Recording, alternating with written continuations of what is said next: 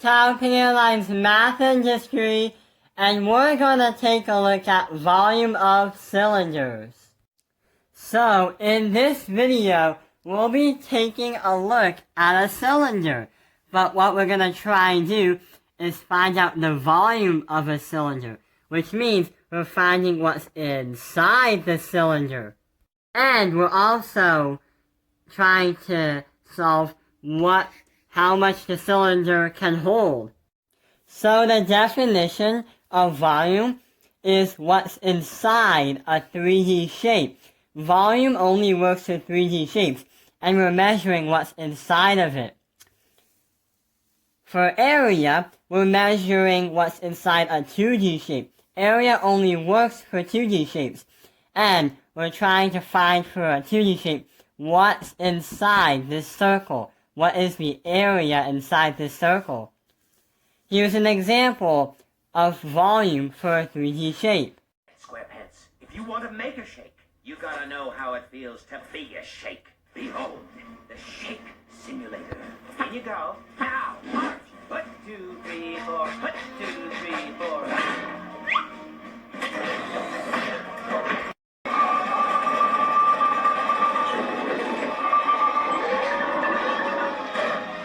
Now, let's see how the boys turned out.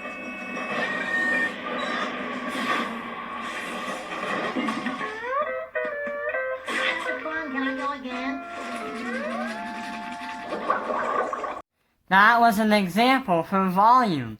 And volume is for a 3D shape, looking inside a 3D shape. If you want to look for the volume of a cylinder, there is a formula that we're going to be looking at. And that formula is volume equals pi r squared. Multiply that by the height. So we're going to solve an example problem. Did you ever notice in that SpongeBob video is when SpongeBob got placed in the glass, it was in the shape of a cylinder? So we're going to use that as an example.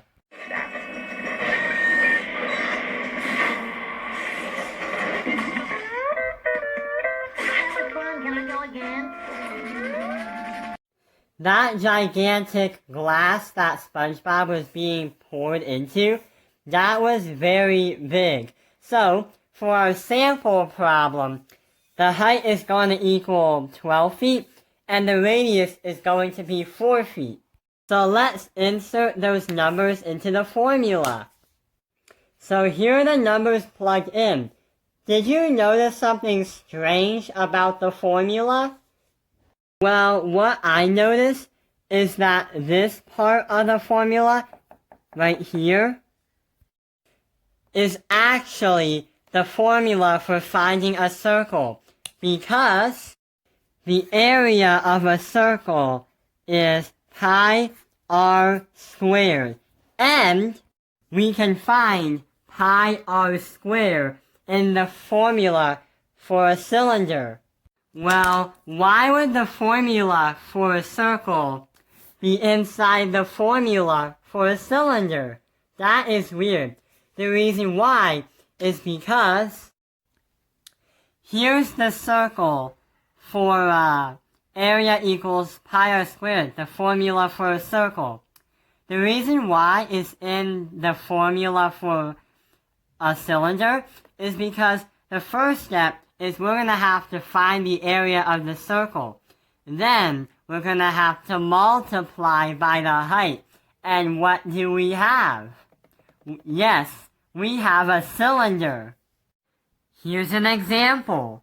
So in Pikmin 3, the astronaut's name is Alf, and every time he blows his whistle, it makes a circle. But if you hold it long enough, if you hold the button long enough, it'll make a cylinder. So first it makes a circle, then a cylinder. So let's do the math. So our first step was to find the area of the circle. So we have to do pi r squared. So radius squared is the first thing because we have to follow order of operations or gems. So we don't have any groupings, but we do have exponents.